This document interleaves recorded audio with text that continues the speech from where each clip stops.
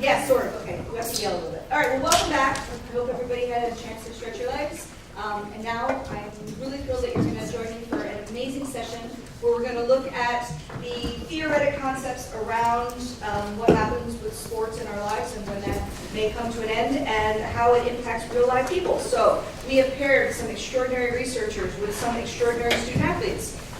Students, are you an athlete, Dylan? Student athletes, and we're going to hear kind of how the research came to be and what it reflects, and then how it has an effect on real life people in the real life world. And I am thrilled to turn the microphone over to my very good friend Sean Richard from our athletic department, and he will serve as our MC for this event. Round of applause for Sean. Thank you, Dr. Kropp. I appreciate it. Can everybody hear me okay? All right, I'm not going to use the mic, so I'm going to leave this for these fine folks. So, just a little bit of an explanation here of how we're going to run it. So, we've got 4 amazing researchers up here that you're going to hear from all 4. How we'll start is I'm going to introduce the first researcher, give a little bit of a bio, and I'm going to let her speak for about 10 to 15 minutes, interact with her student, maybe take a question or 2 if we have time. If not, then we can save it until the end. Okay, so that's kind of how we'll go. So we'll go one at a time, 10 or 15 minutes, and kind of let them work through theirs, and then we'll transition to the next one. Sound good? Any questions? You ready to go? I'm jazzed about research, so I love this. All right, so our first speaker, Dr. Dawn Anderson-Butcher is a professor in the College of Social Work at The Ohio State University and a licensed independent social worker for the state of Ohio. Dr. Anderson-Butcher serves as the Director of Community and Youth Development Institute, as well as the Director of Teaching and Research for the OSU LiFEsports Initiative. Her topic today is transfer of social skills learned in sport to real life. And she is joined by Dylan Tillis, a 16-year-old junior attending Fort Hays High School who has been involved in the LiFEsports program for the last 6 years. Take it away.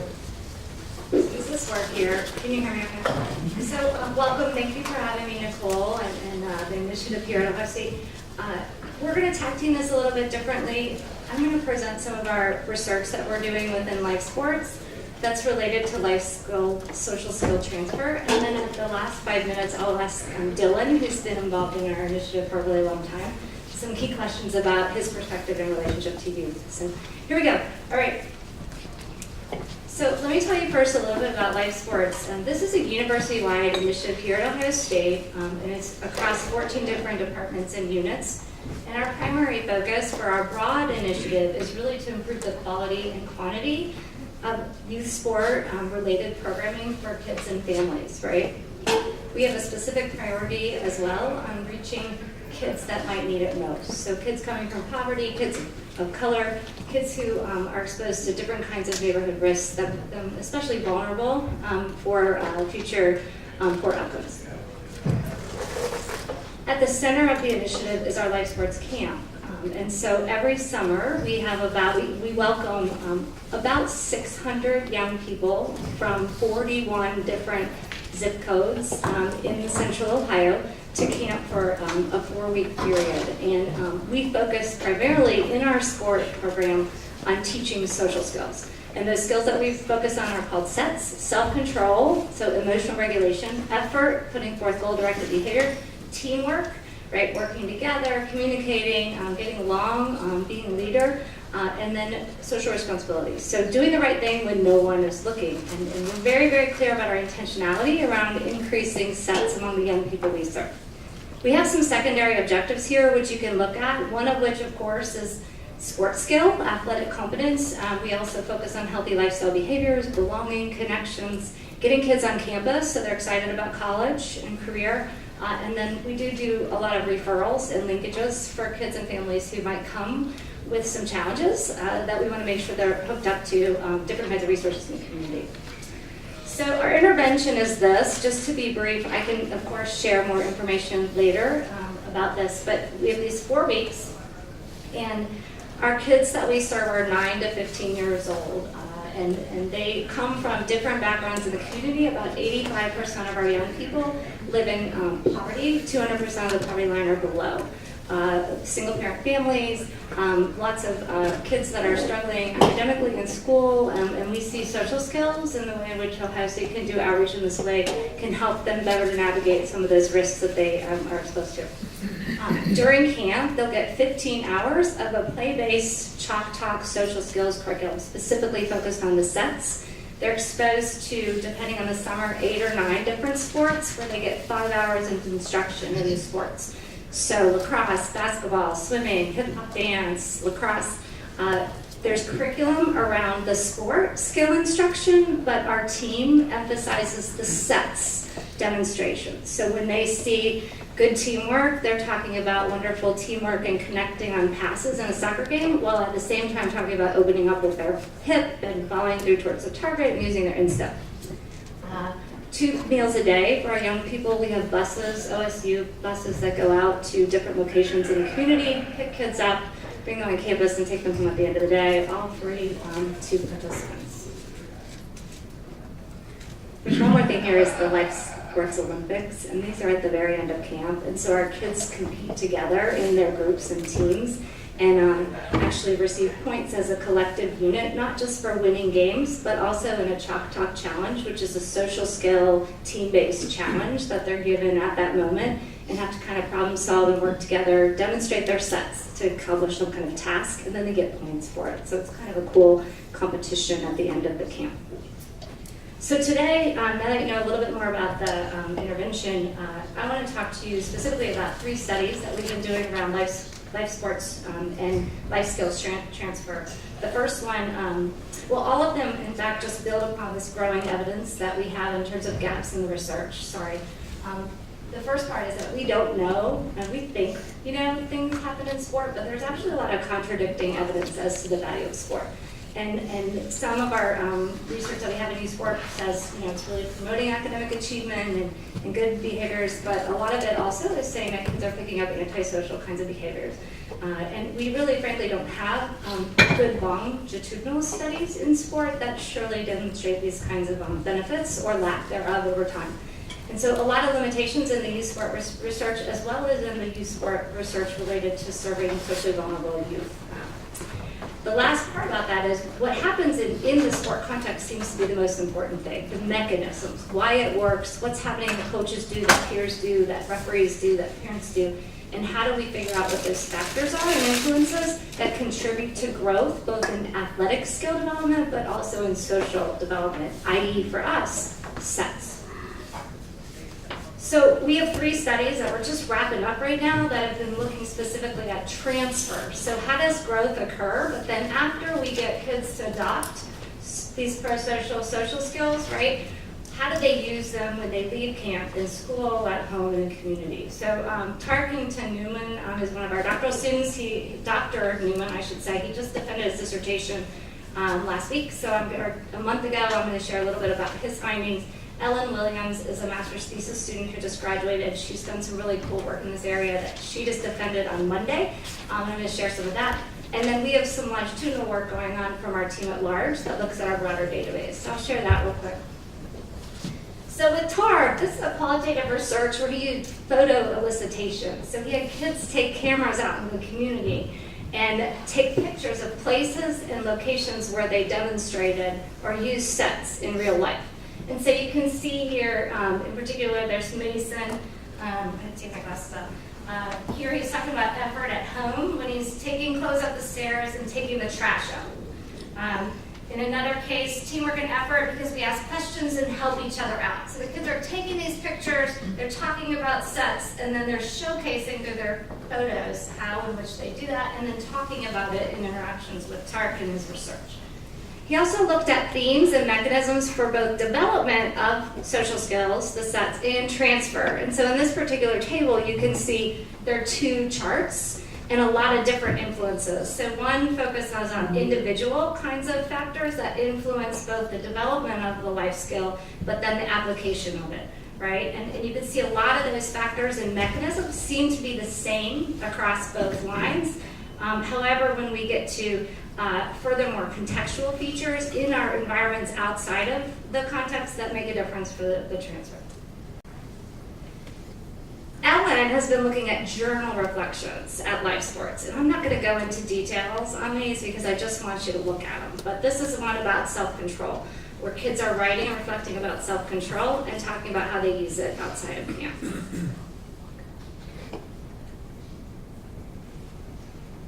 So here this young person is dealing with racism and discrimination in school, and you can see how he's using self-control to do that.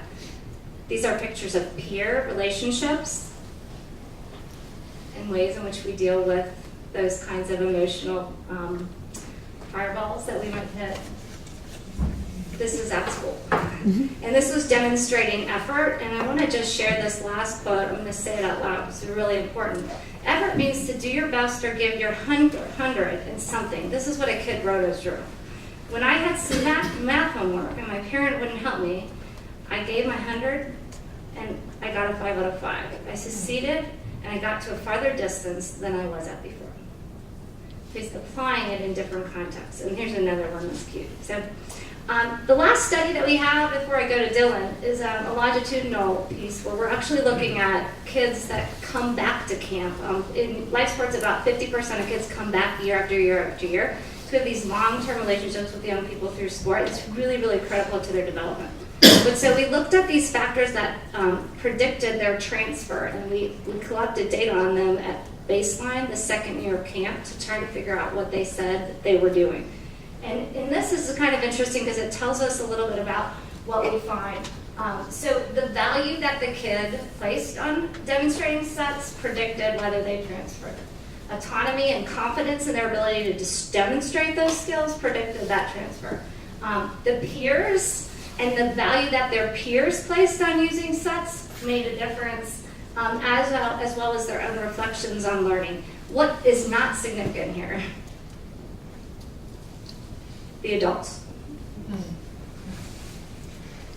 So ideas for practice really quickly. Intentionally teaching transfer.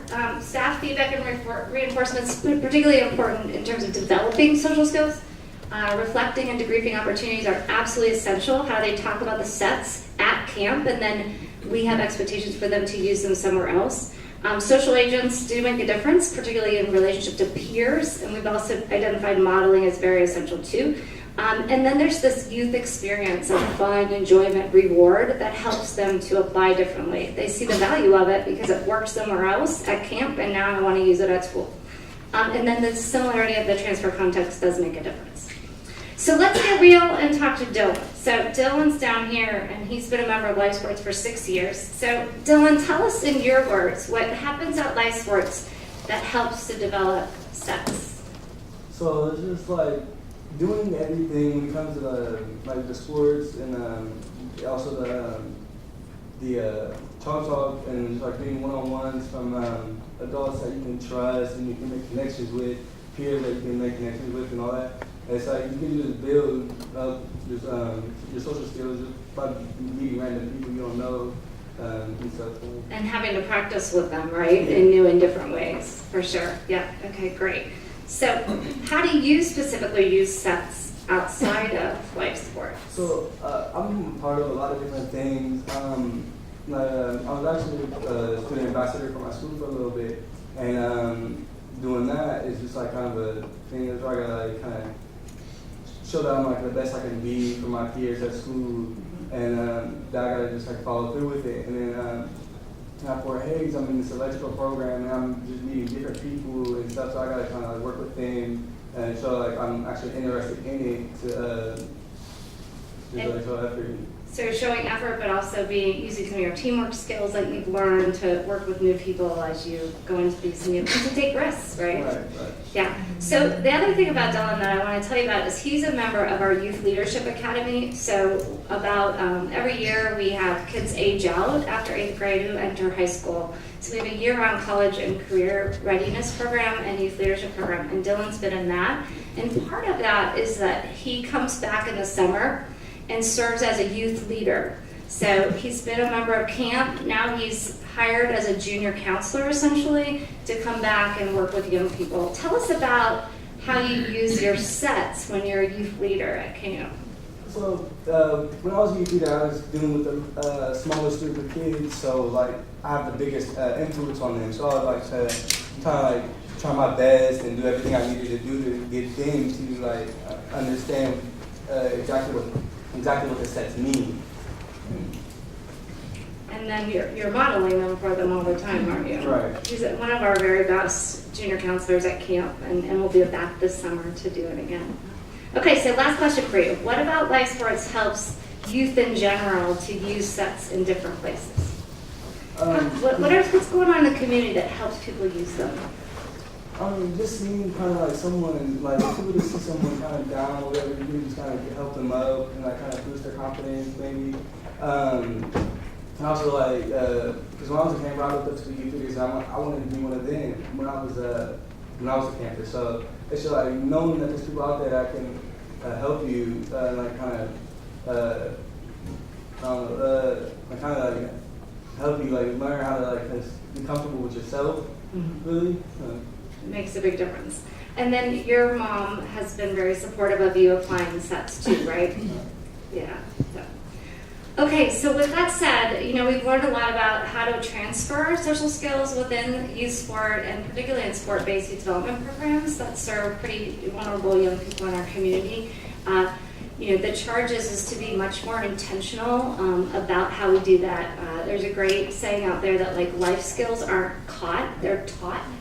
And so as we as coaches and administrators and youth leaders become much more intentional about how we do it, we can make sure more young people are taught them and then furthermore apply them later in different contexts. So here's some information about how to get a hold of us, but thank you so much, and hopefully it's helpful.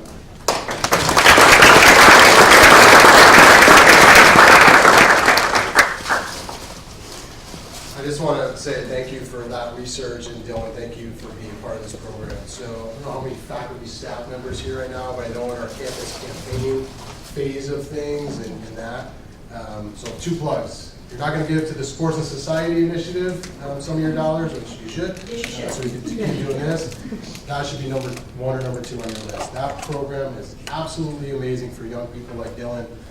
The impact that it has on their lives, to be able to do what you guys do and grow as leaders, unbelievable. So thank you so much. All right, so we're going to flip. We're going to go to our next one. So Ashley Hansen, a clinical psychologist doctoral candidate, is an assistant co-director of Billiken Sports Psychology Services at St. Louis University. She is also a senior sports psychology consultant, and today we'll be discussing psychosocial aspects of transitioning out of sports with Cole Gorski, a senior pole vaulter majoring in marketing here at The Ohio State University. And I know Cole has to go, he has class after this, so if you see him sneak out, that's what we do. So, thank you. Thank you. Can everyone hear me okay? All right, awesome. So I am a clinical psychology doctoral candidate. Can't yet call myself a psychologist, but in a few months I'll be finishing my PhD. And so I provide clinical services to student athletes on our campus through our sports psychology lab under the direction of a board-certified clinical psychologist. So all the services that we provide are evidence-based interventions. And so what I'm going to share with you guys today is a program that we developed that came out of a lot of those evidence-based interventions to help student athletes in their kind of psychological transition out of sport. And so just a little bit of background of our lab. A lot of the student athletes will come in and we do one-on-one services. And so what happened is we were noticing as student athletes were coming in for things like anxiety and depression, kind of coping with injury, there also became this running theme of my sport career is coming to an end, or if they were injured, they were medically retiring. And so we were approached by the assistant athletic director who said, you know, your services seem to be really impacting student athletes in a positive way. I'm wondering if there's kind of a group talk that you could give to student athletes for suggestions as to how to help transition, which was kind of a daunting task because as we know from the literature that there is no one-size-fits-all transition out of sport. It's very individualized. Some student athletes, we heard this morning, have a very positive experience. We know from the research that you can have kind of this normative emotional reaction. Dr. Carter was talking about grief, which is a completely normative response. It is not necessarily characteristic of a disorder by any means, and still transition in a positive way out of sport. But on the other hand, there's kind of a stat that about 20% of people maybe experience what we call like a maladjustment, where maybe we cross the line into this stressful life event, big change could be developing into something more significant.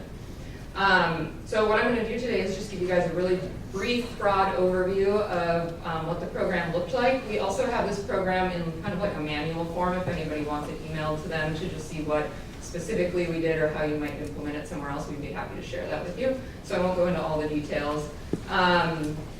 But so what we did is we broke our workshop into 4 categories. And the first one, we really wanted to give student athletes some psychoeducation about what happens when you transition out of sport.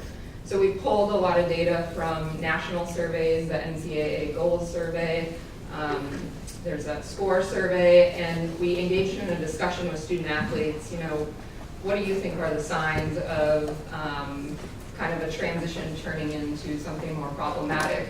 And it was amazing at the discussion that we found in that first section because we realized that there is a lot that is not known to student athletes about the transition, and that can be very anxiety provoking when just kind of the fear of the unknown. So even just providing education on what other people and what nationally student athletes experience helped kind of alleviate some anxiety. We also kind of informed student athletes on signs and symptoms of things like anxiety and depression to either notice in them or maybe a teammate. Again, kind of providing them with the knowledge is really helpful because it eases some of what's not known. The second part that we did in the workshop, so after kind of giving them some education around this topic, is we really try to engage them in strategies. What can we do from a psychological perspective to assist in the transition? And these strategies came out of our evidence-based interventions in psychotherapy. So if you guys are familiar with the term CBT or cognitive behavioral therapy, as well as ACT, which stands for acceptance and commitment therapy. And so we kind of chose components of those therapies that from our experience, student athletes have found most effective. So we did things such as cognitive restructuring. We helped student athletes identify thoughts that are maybe kind of one-sided or very rigid, thoughts that maybe lead to behaviors that are unhelpful and emotions that are unhelpful. And we worked with them to find ways of restructuring those thoughts to develop kind of more an alternative way of looking at a situation. And we know from the CBT literature that kind of thoughts, feelings, and behaviors all interact. And so if we think about student athletes who maybe earlier we heard about not being able to figure out kind of what to do when you get into a gym, or maybe there's a lot of anxiety about going to a gym after you are no longer training with the team. And a lot of the way we appraise that situation or think about that situation can influence what we actually do in that situation. So we tried to intervene on the level of thoughts. Another component that we did were kind of these reflective exercises, or what we consider like kind of value-driven behavior. What are the values that you hold as a student athlete, and how are those acted out on the field? And then those same values are something that are intrinsic to you and influence your behaviors in daily life. And so how could those values maybe be translated to the next steps, or to school, or to your future job? So we did all of those in discussion format. So it really allowed for not just educating them on what is this intervention, but allowed them to actually practice the intervention. And then the third component that we did was kind of this idea of processing the loss of sport. So again, Dr. Carter mentioned this idea of grief. And when we think about emotions that come up in any stressful life event, the emotions are very real.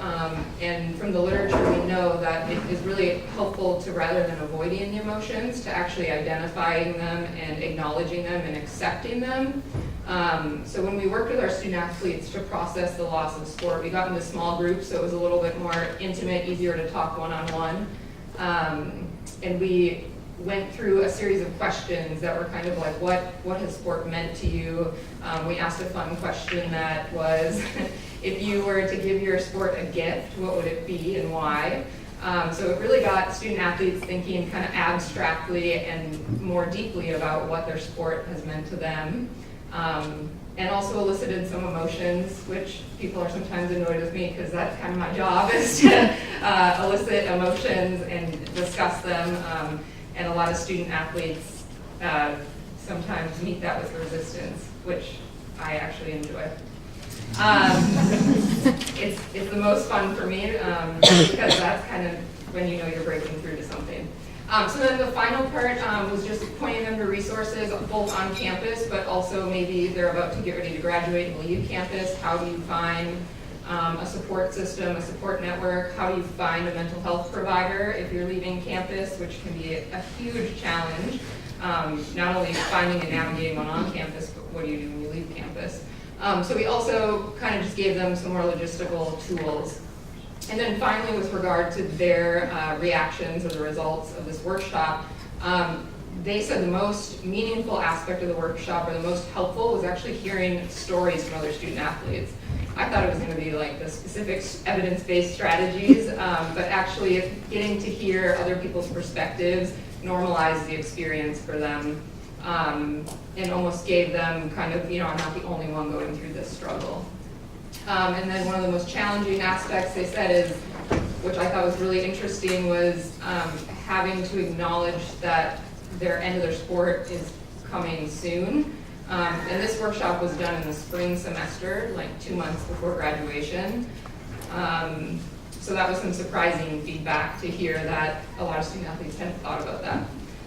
But having said that, a lot of student athletes felt like the most helpful piece was kind of hearing a psychological perspective or a story. I thought maybe you could kind of share with us what was going kind of through your thought process, or even if you have kind of teammates or friends, what that narrative kind of looks like from a psychological perspective. What thoughts have you had? Yeah, my experience was pretty interesting because the way that track and field works at college, you have an indoor season and an outdoor season. Every year it's indoor then outdoor. But I'm a fifth year and I only had indoor eligibility, so my season was actually kind of cut in half. So I was like every year, like in June, you're like, okay, like done for the year, done for the summer. But now I was done in March, so I wasn't even expecting. Like, it's not like I'm just preparing for this huge transition, like graduation. I kind of was cut off right in the middle. But I would say like the biggest thing for me with that is just like your sense of identity. It's kind of hard to put that, like to quantify that. But as student athletes, we tend to flop around other student athletes and don't really reach out beyond that group. So for me, like the biggest thing is realizing like outside of this life that is college athletics that takes up 20 to 25 hours a week of our time, there's so much more, and like being surrounded by other activities and also like preparing for your future and keeping yourself busy with all the classwork. It's kind of hard to address those like the emotional factors, but I would say the experience that I had, and this is very recent for me, like my final competition was like 1 month ago. So kind of diversifying like what you involve yourself in and being very particular about what you do. It's harder because you don't have that structure anymore, but also like the transition is, it's something that needs to be talked about, but like I think that when your sense of identity isn't complete in your sport, it's going to be a lot harder. So trying to kind of move outside your comfort zone before that happens, I think was huge for me.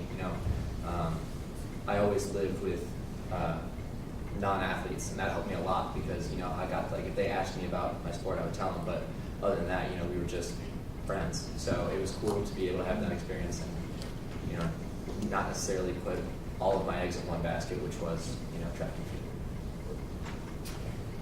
Do you feel like that you and or other athletes were able to kind of address the emotional components, or do you feel like you were kind of trying to stay busy to not acknowledge what was happening? Yeah. To be completely honest, like I didn't want to talk or think about the transition before it had happened, because in your head you're like, oh, then you start to lose focus. So if I'm saying to myself before the end of the season, like, oh, I need to prepare for after the season, like that doesn't necessarily, that's not conducive to success in the remaining parts of the season. So I think that's like some kind of program like what you were talking about before the finality of your season, before it's just taken away from you, I think would be very valuable, because like I said, it's hard to initiate that talk on yourself, like on your own. But yeah, like I said, I knew it was coming, but it was one of those things that you consciously put at the back of your head and try to ignore. But that being said, I do think it'd be valuable to address that situation before the actual end, so you at least have some kind of primer, before it's just over. All right, thank you.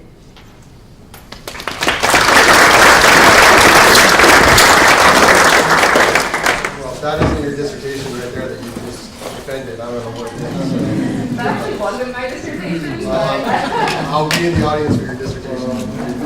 So, congratulations on that. So, thank you for being here. All right, so my pleasure next, my fellow board member on the National Sports and Society, Dr. Chris Knoester is an associate professor in psychology who studies families and gender. He is the principal investigator of the National Sports and Society Survey, a landmark survey that focuses on patterns of sports involvement and their links to well-being, and is transitioning into studying sports and society issues. His topic today is When Sports End, Evidence from the National Sports and Society Survey. He is joined by Ohio State undergrad student Camden Dise.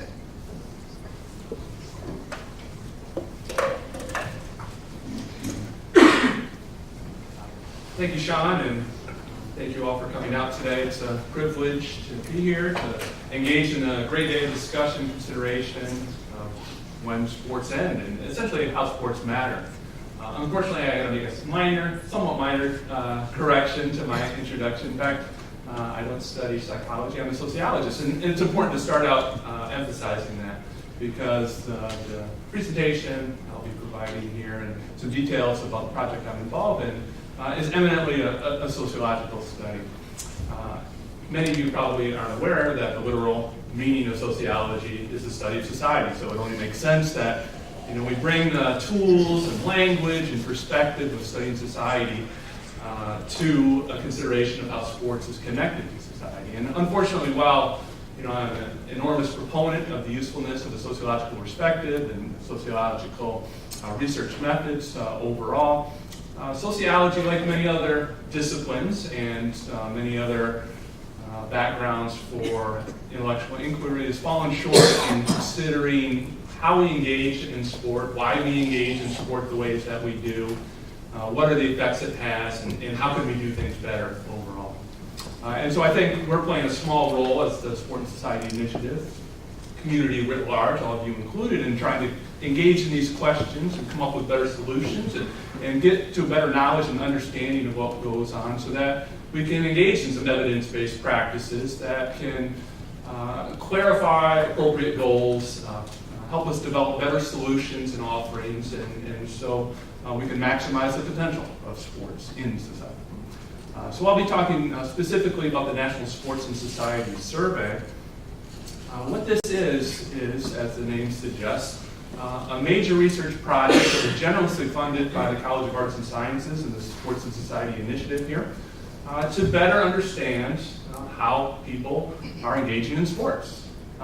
What is unique in terms of the multitude of research projects that people are involved in studying society generally is that we have very inadequate measures overall of how people are involved in sports, watching and playing at different times in their life, the contextual components of these activities, and how they might be linked to other aspects of well-being, social connections, and the like. And so this ambitious survey attempts to address some of those shortcomings. And again, I'm very, I want to express my gratitude for the support from SSI and College of Arts and Sciences.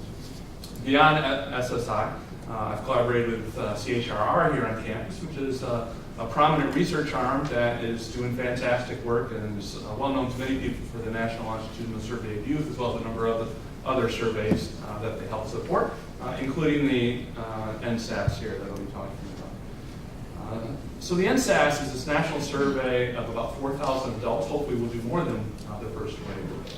And about 20% of the adult respondents also report on a child who lives with them between the ages of 6 to 18.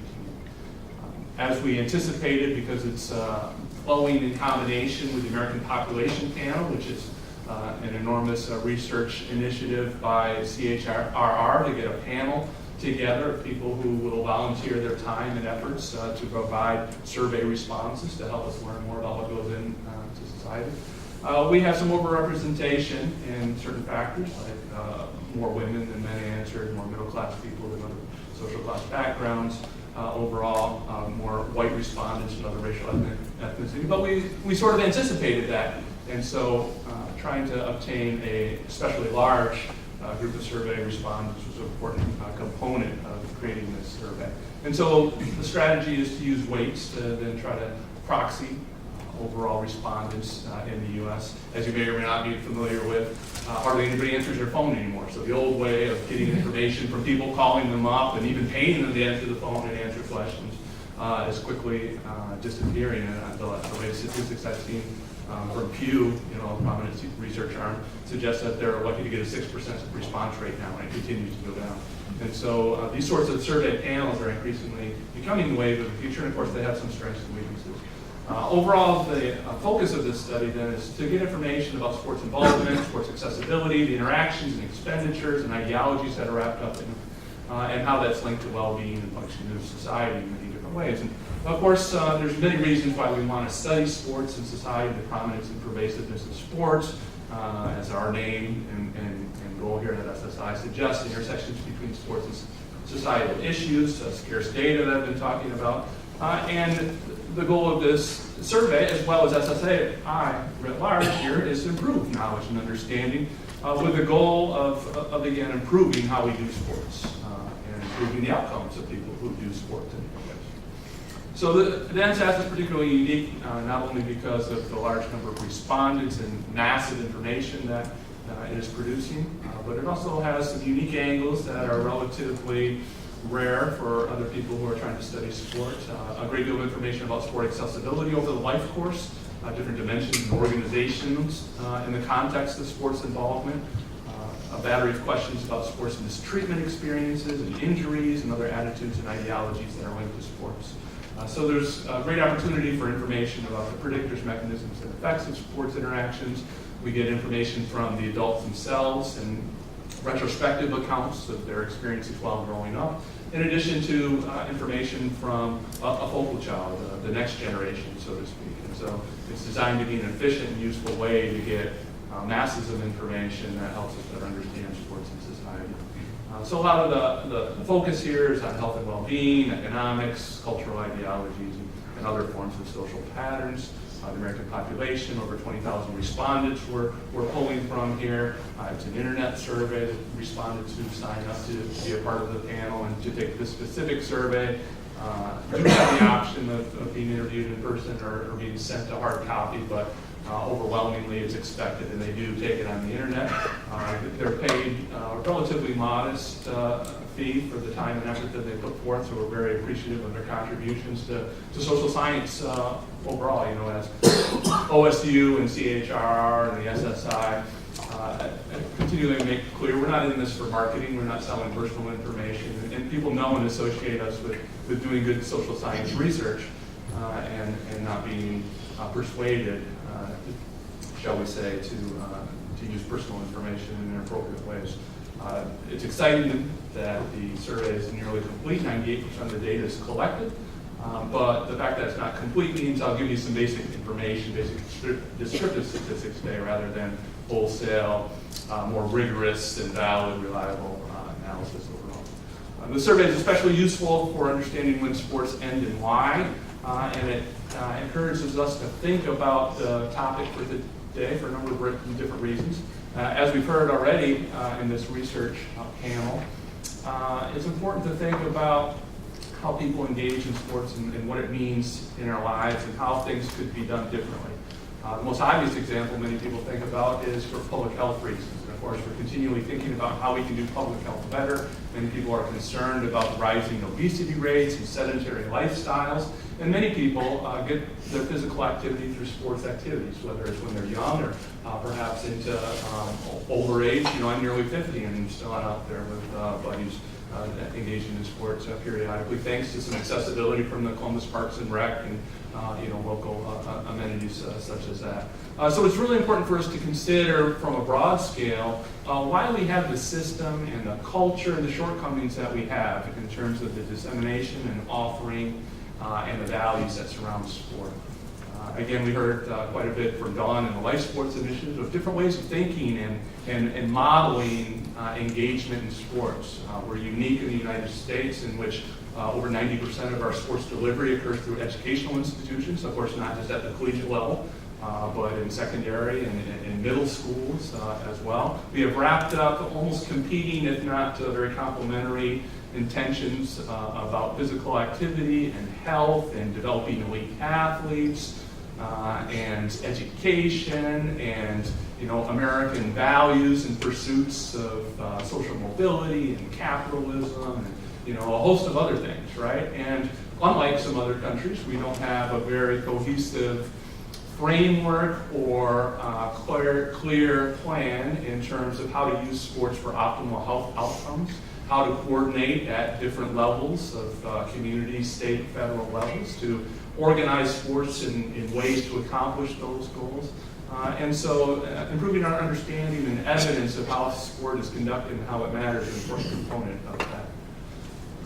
So we need to know more about when and why do people engage in sports, and in regards to the specific question of today, why do they drop out of sports? And can we address the dropout rates in ways that improve experiences and outcomes and a host of different dimensions of well-being. So today's talk will focus on childhood experiences, the retrospective accounts of the adults who entered the National Sport Society survey, as well as their reports of their focal children and the experiences that their focal children have had or are having in regards to sports. So the basic stats that we're presenting hit at a couple of different dimensions of sports involvement over childhood. First, in terms of the overview of sports avoidance, if we look at the retrospective accounts, and those are segregated by males and females, and then the focal children in the other column there, in which I provide the information on average from 7th grade and older kids, just to make sure that it's more comparable to people comparing over their life courses, although the whole sample of focal children report percentages that are quite close to those for just the 7th grade and up. A pretty high percentage of people say that they never played sports regularly. And here the question is asking, have you ever played sports regularly, formal or informal, where regularly means more than occasionally for 1 or more years. So through the entirety of growing up, which we define as from age 6 to 18, substantial portions of the population are not even trying sports, shall we say. And the percentages are higher, of course, if you think about organized sports. And of course, we can think about a number of reasons and implications of not trying organized sports or not engaging in sports. And we'll look at some of the research about that. On the flip side, when we look at organized sports specifically, and the way I'm thinking about when sports in for the purpose of this talk is focusing on organized sports specifically, roughly 2/3 of people in the older cohort and about half of the younger cohort said that they played sports And overwhelmingly, they get their organized sports experiences through school sports, yet today's youth also engage in recreational sports and to a lesser extent club sports and private sports. And it seems like club and private sports are becoming more popular and accepted overall means of engaging in sports. Yet the dropout rates for sports are quite high, and generally this dropout occurs in the preteen years, so that by age 13, most people who drop out of sports have done so. So we're looking at upwards of 50 to 65% of people ever dropping out. And the reasons that they typically report for dropping out are things like they're not having fun in sports, or that they feel they're not good enough to play a sport or sports generally. And of course, those questions speak to how we do sports and to how we might do sports better. Nonetheless, if you look at the people who dropped out of sports, it also is somewhat encouraging that people don't completely give up sports. A number of people, about a third of people, resume playing sports again.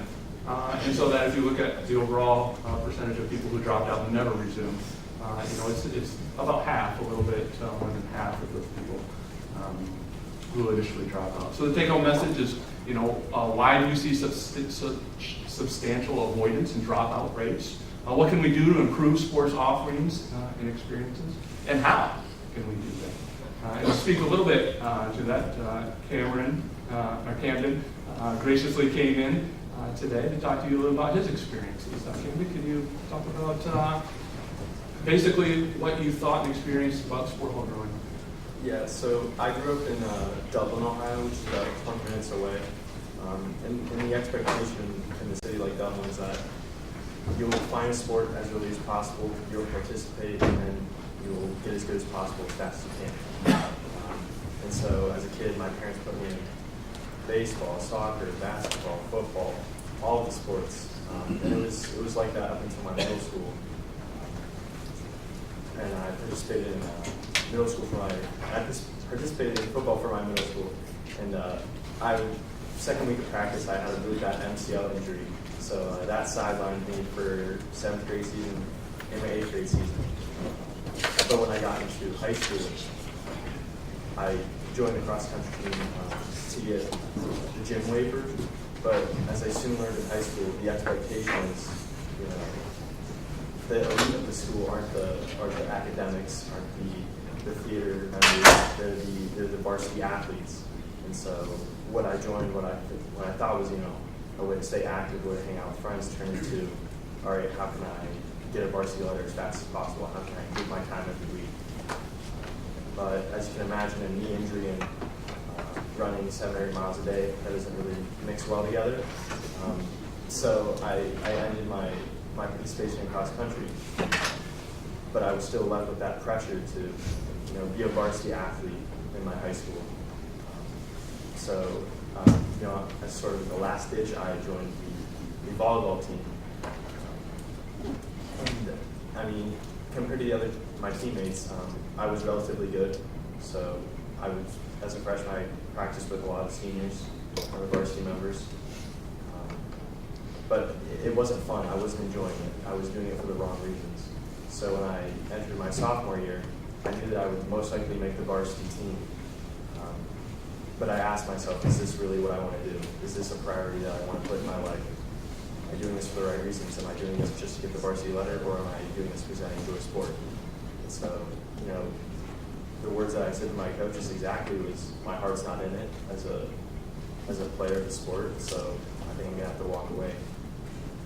And I was guilty, but I felt guilty for my teammates, but that's what I did.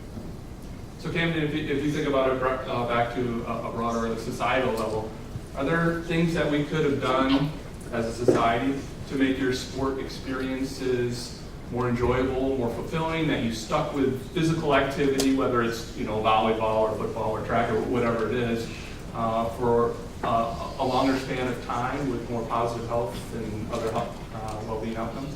Yeah, so what I did realize with sport is that, there are a lot of takeaways from it, increased physical health, teamwork, but I think a way that we could do it was maybe apply the intramural organizations that we have in college to, the high school level, so that, kids like me still are getting active, still are learning valuable lessons from sport, but, they're not making being an elite varsity athlete a priority in their life when they really don't want to.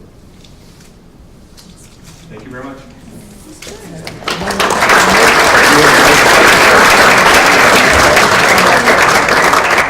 Cannon, thanks for being here and sharing your story. Chris, sorry. It took me 2 years. I've known Chris for 2+ years. It took me 2 years to learn his last name and say it right. 2 more years, I'll learn your all right, last but not least, and I promised her we wouldn't cut her out, so we still have some time, I promise. So, Dr. Erin Reifsteck, Associate Professor, Department of Kinesiology at UNC Greensboro, researches promoting lifelong physical activity and health amongst athletes. She is here to discuss moving on to a healthy lifestyle, a program which supports student athletes in making healthy transitions to life after sports. She is joined by Kylie Knight, a former senior defender, on the Ohio State women's soccer team. I'm actually an assistant professor, but I'm going to go home and tell my See, department you here got that me. 10 years. Just build it back to Nicole. She'll figure it out. So thanks for having me today. This has been a really exciting event to be a part of, and thanks to the Sports Society Initiative for putting it on. I think it's a really important conversation for us to have. My main line of research focuses on lifetime physical activity and health through sport and life transitions. And I've looked at that from a variety of methodologies. But today what I'm going to primarily talk about is our applied research, which is centered around the development and evaluation of our Moving On program that we designed to help student athletes make healthy transitions out of sport by promoting lifetime physical activity and healthy eating behaviors. And you might be wondering why we would focus on this aspect of the transition. And we know that really less than 2% of student athletes are going to go on to play their sport professionally after college. And there are some potential health-related challenges that student athletes may face following that transition.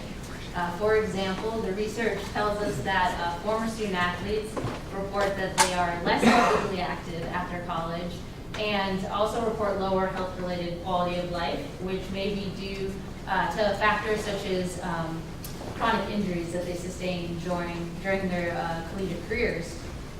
And a severe drop in physical activity accompanied by poor nutritional habits can put former student athletes at increased risk for developing a variety of chronic health issues.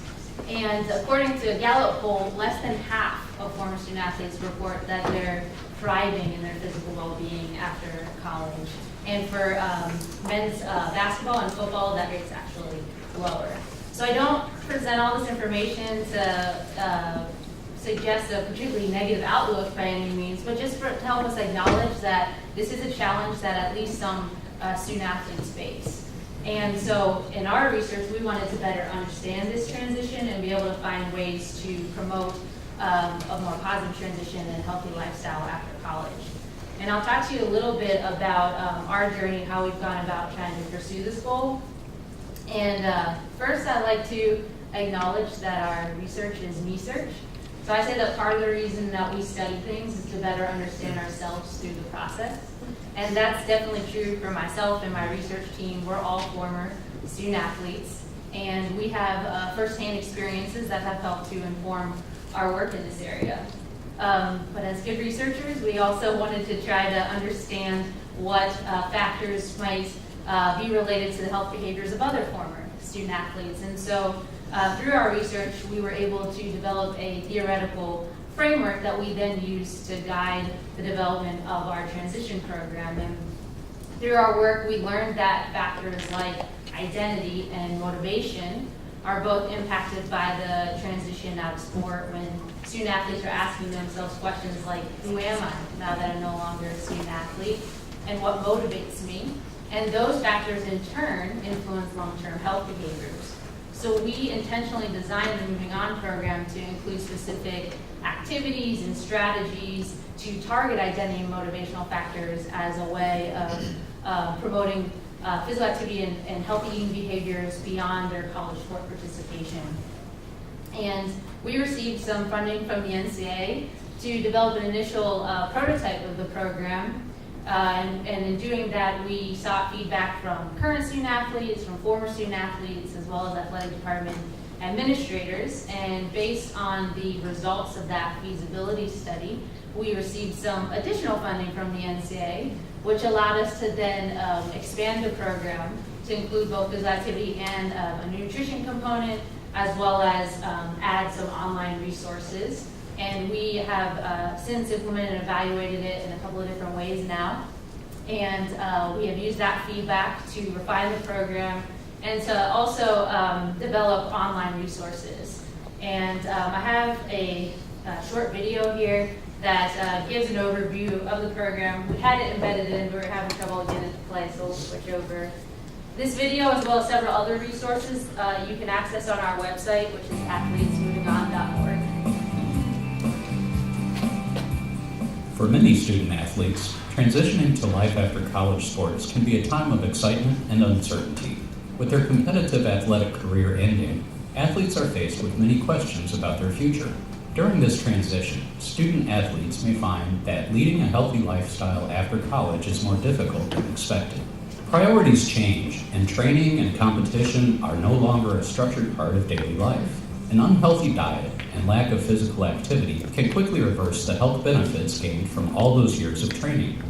In recognition of the importance and challenges of making a healthy transition out of college sports, the Moving On program was developed with student athletes for student athletes. In the program, student athletes are provided with information about lifetime physical activity and healthy eating benefits and guidelines. They have the opportunity to explore how no longer being a college athlete affects the way they see themselves and reflect on the role that physical activity and nutrition will play in their future lives. Program participants plan for a healthy transition by learning how to set effective goals, prepare for unexpected challenges, and develop practical solutions.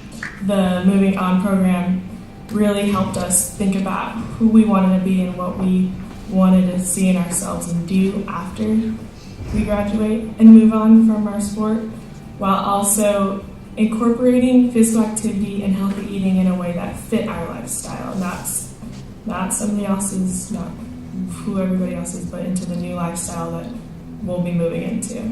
The Moving On website provides educational resources related to physical activity and healthy eating behaviors. On the website, you can access guidelines, instructional videos, example exercises, healthy recipes, and tips for incorporating regular physical activity and healthy eating into your daily life.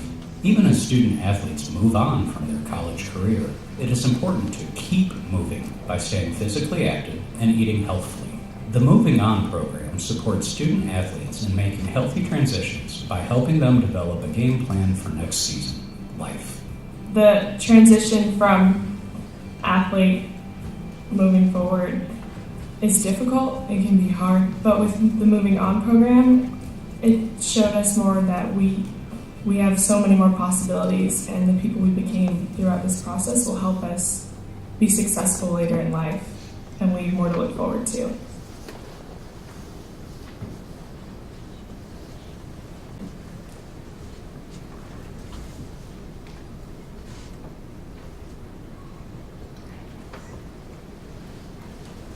So overall, we've received pretty positive feedback from student athlete participants, and I have a quote right here to end with that I think does a nice job providing an example of how the Moving On programs support student athletes in this transition.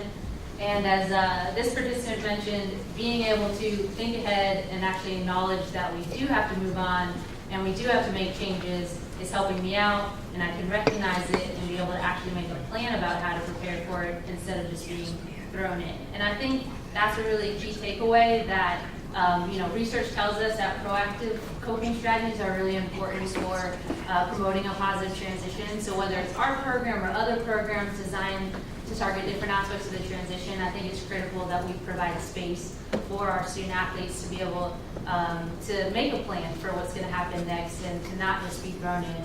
At UNCG, we say that we're developing champions in life, and I think other university athletic departments have similar missions and philosophy, and if we're going to hold ourselves to that, then we need to care about what happens next. So I'm going to leave that here, so I wanted to have time to kind of dialogue a little bit with Kylie about this topic. And I guess my understanding, you're kind of in a unique position because you've transitioned out of your competitive season, but you are still on campus. Mhm. And so it's I would say you're in transition because you still have, after college, maybe some things will change as well. But I'm interested to hear a little bit more about, have you thought about how your lifestyle is going to change, and in particular, how not being a student athlete might impact your physical activity and eating behaviors? Yeah, I think, I've grown up in a super, super active family. Like, my mom has always, like, when we go on a vacation, she's looking up the running trails and, like, cool gyms and stuff. I've always grown up doing, like, that kind of stuff, and I love the fitness part of soccer. I always, like, prided myself on coming in first in our yo-yo toss, like, fitness competition. I've always loved healthy eating. I'm always on Pinterest looking up healthy eating recipes and everything.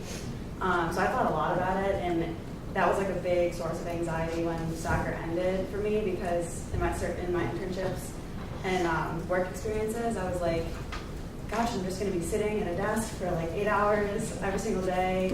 I'm so used to, spending 4 hours at practice and having all this healthy food accessible to me, and then walking around the campus. Just my activity levels are so high right now.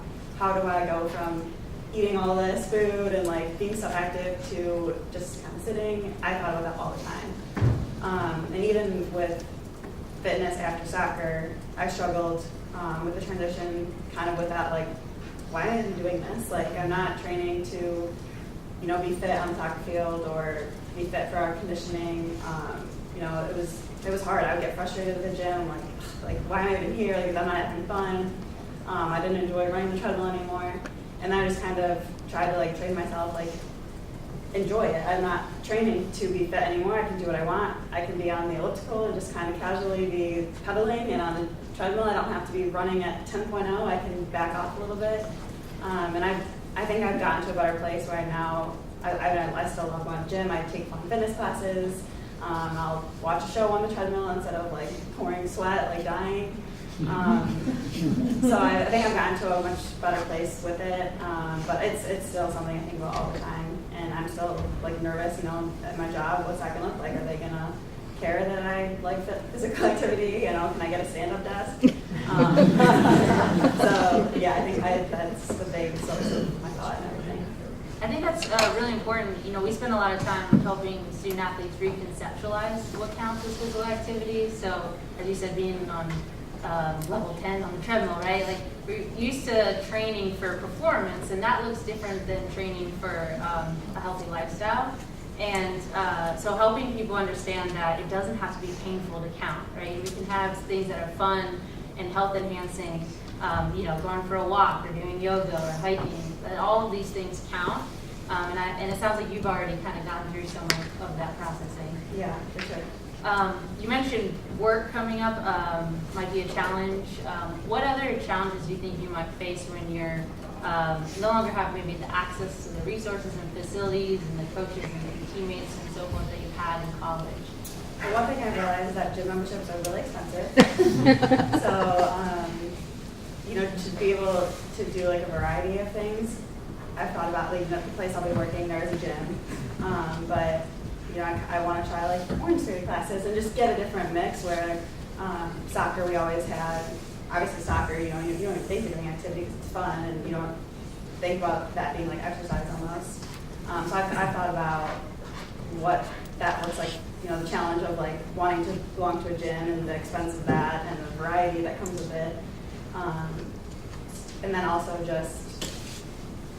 so I'll be moving to the south, like warmer weather, so I think about just maybe doing more outside, running outside more, doing things like that.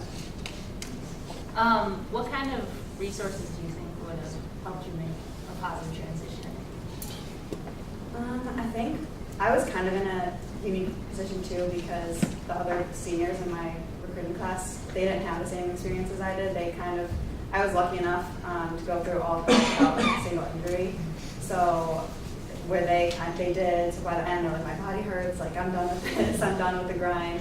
Where I was not, I was like, I love this, like, this is my favorite part every day. So I think a great resource would have been being able to talk to more student athletes in my position, kind of seeing what they were going to do, how they were going to stay active after college, And then I think I talked to my coach about it a lot and to kind of to get her opinion on it, see what other student athletes have done. She's coached and everything, but I think just being able to talk about it with other people my age would have been so helpful.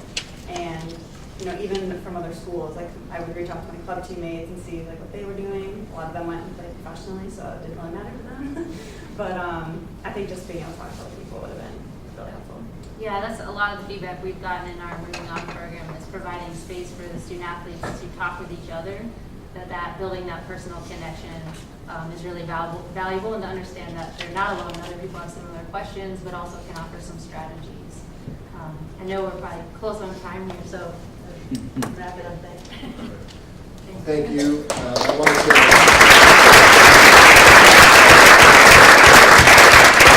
to say thank you to all the researchers. Thank you to all the students that showed up and gave your stories and your feedback. Super impactful, super powerful. So thank you so much. We have time for maybe one quick question, because I know there's another session to go to. Anybody have a quick one? I have time to speak. Yeah, maybe. Yep, back. Are you still doing the sociology survey for student athletes and the college level? We are collecting the final 80-ish cases. Is that the question specifically? I'm not sure what you're Do asking. you need more people? I know the American Population Panel, which is the essentially the way to get into it, Okay. is accepting people for a host of different surveys. And like I said, we're still getting our final 80 people, so I'm not sure where they are in terms of accepting new volunteers, but I encourage you to check out their website. That is CHRR at OSU.edu. Okay. That was a quick one, so I think we got time for one more. Yeah. Any other questions? Well, Chris, you had some exciting news for us? I do have some exciting news. Maybe I'll go up to the podium. As research chair for the Sport and Society Initiative, I'm happy to announce our 2019-20 Research Grant Award winners. We had a number of great applications for some funding that we're providing for sports analytics projects, as well as some student research grant awards for people who are going to use the survey that I introduced, the National Sport and Society Survey. And so for the sports analytics grant, first of all, we provided an award for, sorry if I butcher this person's names, Taburu Nguranu, who's a former student of Ryan Ruddy, who's here, but Taburu is not here. Okay, he's out of conference. So maybe we can hold applause to the end. Secondly, the second sports analytic grant goes to someone who is here, I see there, Alex Williams, along with co-authors Seth Brugler and Benjamin Clark.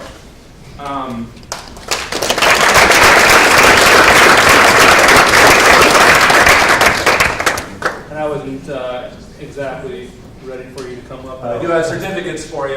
Maybe we can do that right at the end.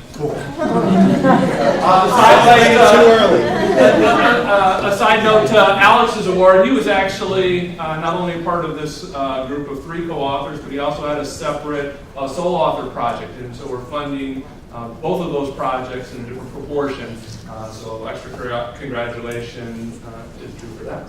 And then secondly, the Sport and Society Initiative student research grant to use the NSAS data. We have awards for Evan Davis, I don't believe.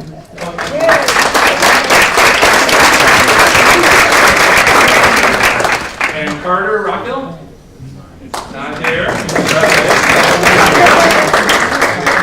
Frances Sutton, I saw pop in. Oh, there she is. And Jane Concept. Oh, we give them one? Once again, I have certificates for all of you who are here, and thank you for all of those submissions for people. We're excited to continue to promote Sport and Society research through SSI. We had a great presentation from the 2018 Grant Award winners before the formal proceedings occurred. And later today, if not tomorrow, we'll announce the winners of the Student Research Fair presentations, which are the posters outside. I encourage you to take a good look at fabulous research there too.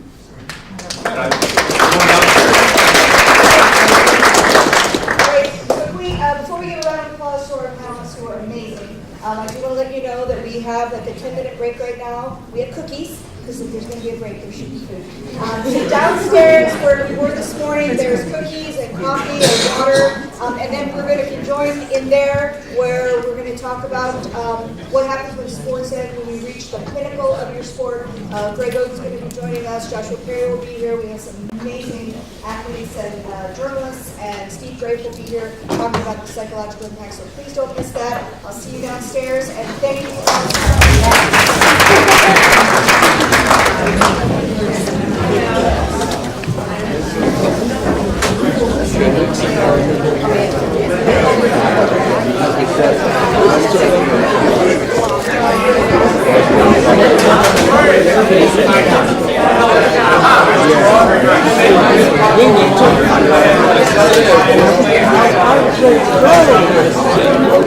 You done with it?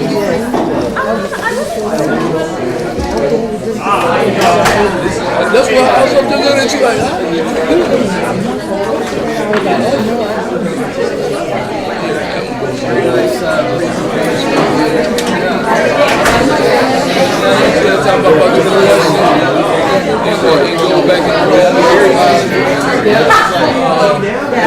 what is their response if they don't move?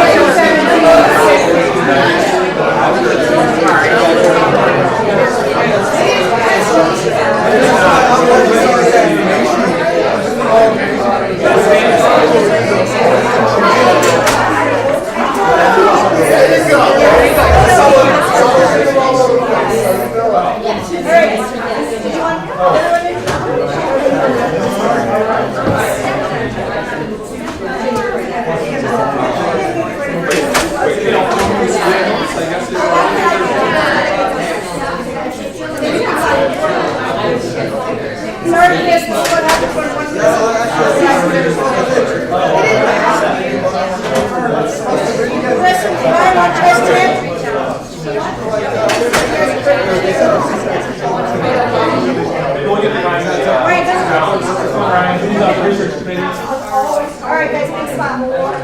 Squeeze in those over. Chris, can you go behind? Big smile. 1, 2, 3. Thank you all. And there'll be some of the first comments.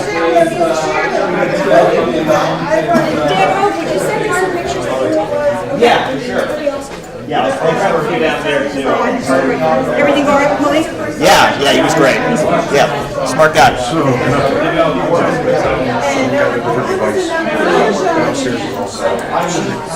This one.